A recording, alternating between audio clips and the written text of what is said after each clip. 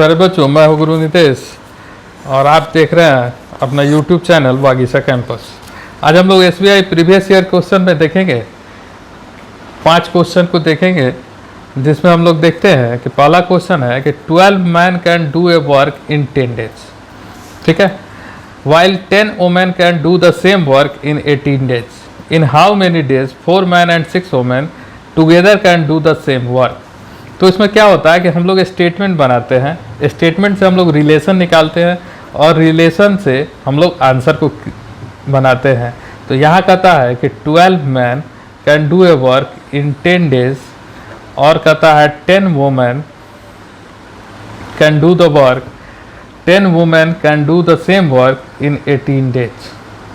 ठीक है, तो हमको क्या करना है कि ये पहला स्टेटमेंट है, ये दूसरा स्टेटमेंट है, तो इन दोनों का प्रोडक्ट जो वर्क का टोटल अमाउंट होता है इन दोनों के प्रोडक्ट के बराबर होता है। मतलब 12 man into 10 equals to 10 women into 18। ठीक है, तो ये 10 से 10 कैंसिल हो गया। ठीक है, तो 6 2 जा 12, 6 3 जा 18, मतलब 2 मैन इक्वल्स टू 3 वोमेन। अगला जो स्टेटमेंट दिया है उस पर हम लोग आते हैं कि 4 मैन और 6 women can do that work in what days, x days में करता है। तो अब देखिए 2 मैन बराबर 3 वोमेन है, तो इसका मतलब 2 into 3 women plus 6 women can do the work in x days. मतलब 3 दूना 6, 6 6 12, 12 women can do the work in x days. और यहाँ दिया है कि 10 women can do the work in 18 days. तो 12 वोमेन उसी काम को कितने दिन में करेगी।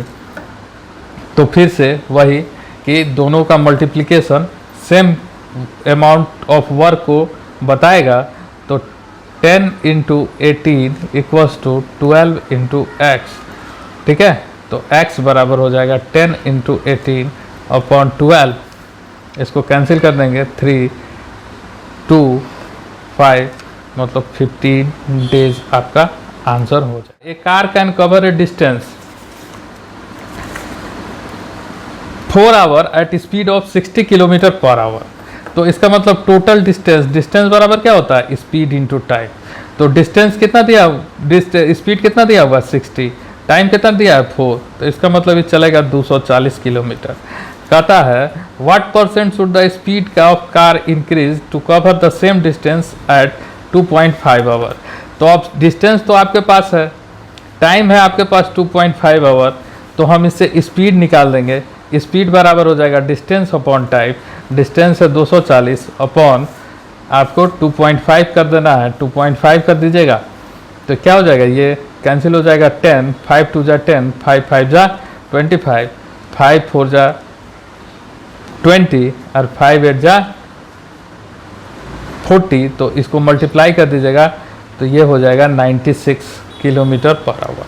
तो पहले स्पीड था 60 किलोमीटर पर आवर, अब स्पीड है 96 किलोमीटर पर आवर। तो स्पीड कितना बढ़ गया, 36 किलोमीटर पर आवर। किस में बढ़ा है, तो 60 किलोमीटर पर आवर में बढ़ा है ना। तो इंटू 100% कर देंगे तो ये हमारा परसेंट में आंसर देगा। तो इसको कैंसिल आउट कर देते हैं, 0 से 0 कट गया और 6 से 36, तो ये हो जाएगा 60% हमारा आंसर हो जाएगा। ये बनाने का बेसिक तरीका है। लेकिन एक मेथड होता है CPR, ठीक है, कांस्टेंट प्रोडक्ट रेशियो। अब CPR में क्या होता है कि CPR में कहता है कि अगर कोई चीज़ x बटा y से इंक्रीज करता है तो वह x upon x plus y से डिक्रीज करेगा। अगर कोई भी चीज़ x बटा y से इंक्रीज करता है तो वह x upon x plus y से डिक्रीज करेगा। तो यहाँ क्या कहता है कि टाइम पहले 4 घंटा लगता था, अब 2.5 घंटा लगता है। तो टाइम 1.5 घंटा से घट गया। तो 1.5 घंटा से घट गया किस में, 4 घंटा में। तो इसको हम लोग कैंसिल कर लेते हैं। तो 5 3 15, 5 8 40, मतलब टाइम 3/8 से घटा है। और हम जानते हैं कि स्पीड बराबर होता है डिस्टेंस अपॉन टाइम, और डिस्टेंस अगर कांस्टेंट हो तो speed inversely proportional to time होता है। तो इसका मतलब अगर टाइम घटा है तो हमारा स्पीड जो होगा वो बढ़ेगा। टाइम अगर घटा है तो स्पीड क्या होगा, वो बढ़ेगा। तो अगर 3/8 से CPR में करते हैं क्या कि x बटा y से कोई चीज़ बढ़ा है तो x upon x plus y से घटेगा। तो अगर कोई चीज़ 3/8 से घटा है तो इसका मतलब 3 क्या है, यह है x, और ये क्या है x प्लस वाई। तो इसका मतलब y बराबर क्या हो जाएगा, x plus y minus x कर देंगे तो y आ जाएगा, मतलब 8 माइनस 3 कर देंगे तो ये 5 आ जाएगा। तो इसका मतलब टाइम जो होगा वो 3/5 से इंक्रीज, स्पीड जो होगा वो 3/5 से इंक्रीज करेगा। तो इसी को परसेंट में हमको बदल देना है, 3/5 गुना 100%, तो ये हो जाएगा 20, मतलब 60% से इंक्रीज करेगा।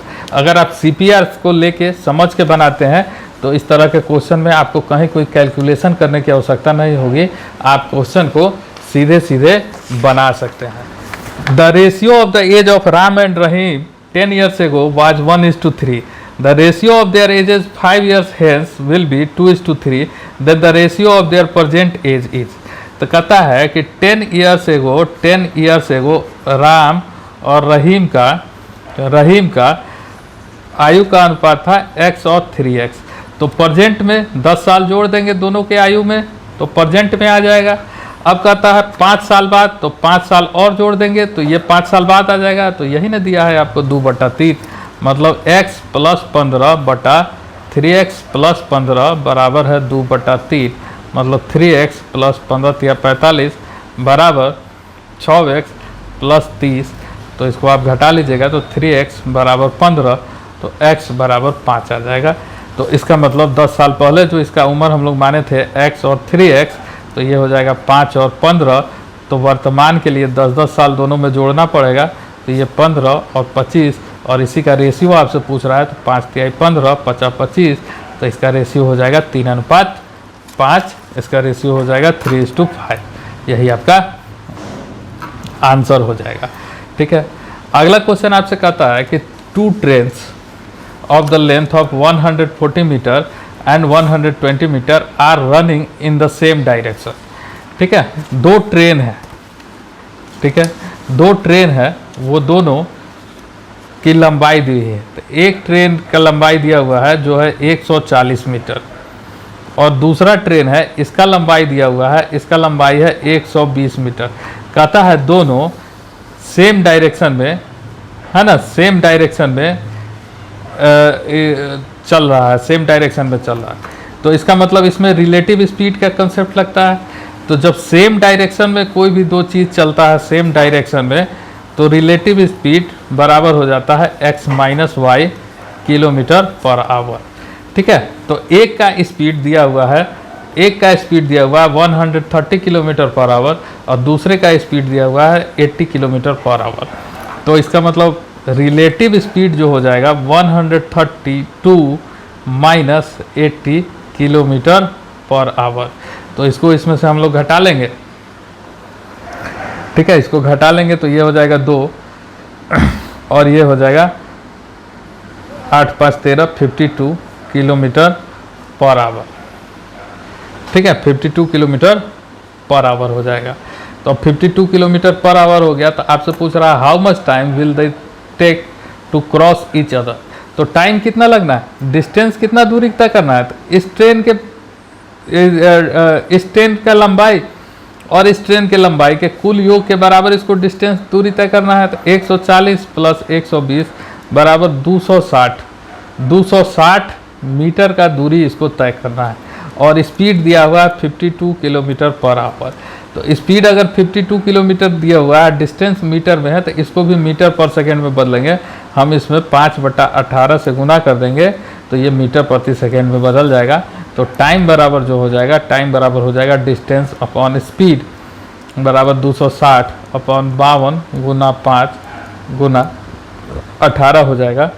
ठीक है, तो ये 52, 26 दूना 52, 5 दूना 10, ये कैंसिल हो गया। तो इसका मतलब 18 सेकेंड जो होगा इसका आंसर हो जाएगा ऑप्शन नंबर बी, 18 सेकेंड इसका आंसर हो जाएगा। अगला क्वेश्चन कहता है कि a person sold a book at 20% profit. ठीक है, तो अगर मान लीजिए कोई भी पर्सन है वह 20% एक्स्ट्रा पर किसी सामान को बेचता है, तो अगर x रुपया का सामान है, कॉस्ट प्राइस अगर x है, तो इसको बेचता है 20% प्रॉफिट पे, प्रॉफिट पे, तो इसका मतलब इसका सेलिंग प्राइस हो जाएगा 120% ऑफ x, मतलब 1.2x। अब कहता है कि वह इस सामान को 10% कम में ही bought it at 10% less cost and sold for 90 rupees more than he would have gain 40% profit, find the cost price of the book.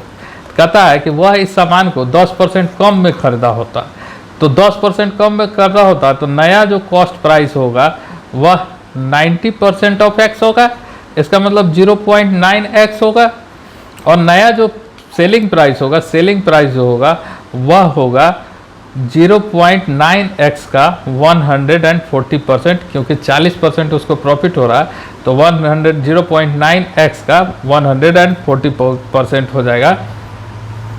ठीक है, 109 का 0.9 का 40% हो जाएगा। ठीक है, तो 14 इंटू 9 होता है 126, तो ये हो जाएगा 1.26x। ठीक है, अब कहता है इससे उसको 90 रुपया ज़्यादा मिलता है, तो 1.26x minus 90 equals to 1.2x।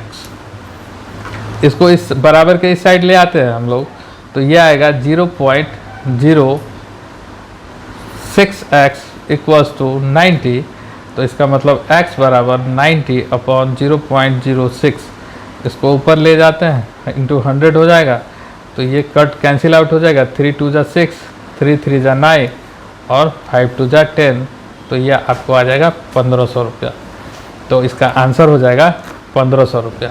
Same question को आप इसी क्वेश्चन को आप दूसरे तरीके से भी बना सकते हैं, जिसमें आपको x नहीं मानना है, आपको क्या मानना है कि सामान जो है वो 100 रुपये का था, इस पे अगर 20% का प्रॉफिट होता है तो इसको 120 रुपये में बेचा जाता।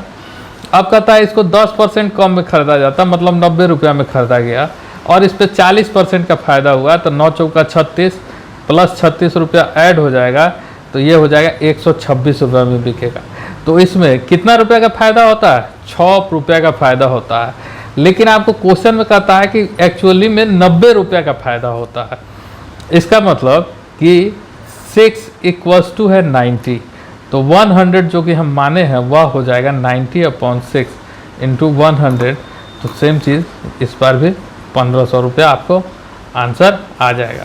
तो इस तरह से बताना ज़्यादा व्यवहारिक होता है, ज़्यादा आसान है, इसलिए आपको इस तरह के क्वेश्चन को इस मेथड से बनाएं तो वो ज़्यादा आपके लिए सूटेबल होगा।